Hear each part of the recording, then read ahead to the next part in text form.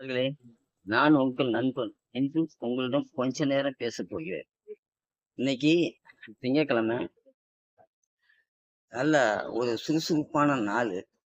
அப்ப இந்த சுறுசுறுப்பான நாள்ல டிராபிக் அதிகமாக இருக்கக்கூடிய நாள் வேற. அதனால நான் சீக்கிரம் கிளம்பி டிராபிக்லாம் பாஸ் பண்ணி கொஞ்ச தூரத்தில் வந்து என்னோட ஆபீஸ்க்கு கொஞ்ச தூரத்தில் முன்னாடி நின்று நான் பேசிக் கொண்டிருக்கிறேன். இந்த இடங்கள்ல அதிகமாகவே நான் வந்து வீடியோ போட்டிருக்கேன். இல்லைன்னு இல்லை. இருந்தாலும் ஒவ்வொரு இடங்கள்ல உடைய அமைப்பு அந்தந்த இடத்துக்கு வரும்போது அதை கவர் பண்ணிக்கிறது. இந்த இடத்துல நின்று நம்ம வீடியோ போடுவோம், மக்களிடம் பேசுவோம், அவர்களிடம் வந்து நல்ல கெட்டதை கூறுவோம், நம்மமும் தெரிந்து கொள்வோம் என்று மனம் கூறுகிறது. அந்த வகையில் நான் இன்று அதிகமாக ஒன்றும் கூறப்போவதற்கு இல்லை, ஒன்றும் இல்லை. எதை நாம தேடுகிறோமோ இந்த மக்கள் நலத்துக்காக, அதை அரசாங்கம் தான் நமக்கு கொடுக்க வேண்டும்.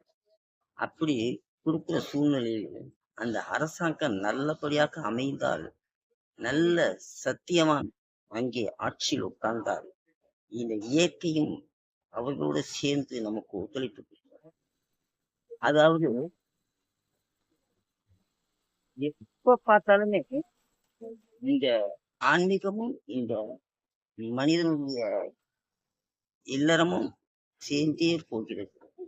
அதற்கு மக்களுடைய ஒரு நலன் கருதி அந்த ஆட்சி அமையும் போதுதான் அங்கே இயற்கையும் சேர்ந்து எல்லாருக்கும் நன்மையாக அமைகிறது. அந்த வகையில் இன்றைய காலத்தில் அது சாத்தியம் இல்லாத சூழ்நிலை இருக்கிறது.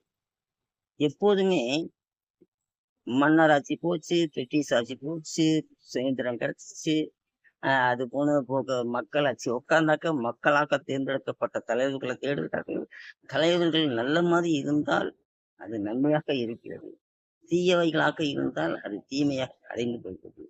அப்படி நாம ஒன்னொன்னையும் சிந்தித்து சிந்தித்து சிந்தித்து இன்றைக்கு காலகட்டத்துல இவ்வளவு வளர்ச்சியான பிறக்கும் விஞ்ஞான லோகத்தில் இருந்த போதிலும் இயற்கையை நம்மளால மிஞ்ச முடியவில்லை.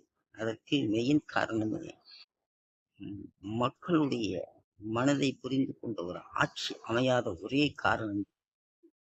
நான் உங்கள் நண்பன், உங்கள் ஒருவன். புரிஞ்சு தெரிந்து செயல்படுங்கள். இன்று போய் நாளை வருகிறேன். நன்றி, வணக்கம்.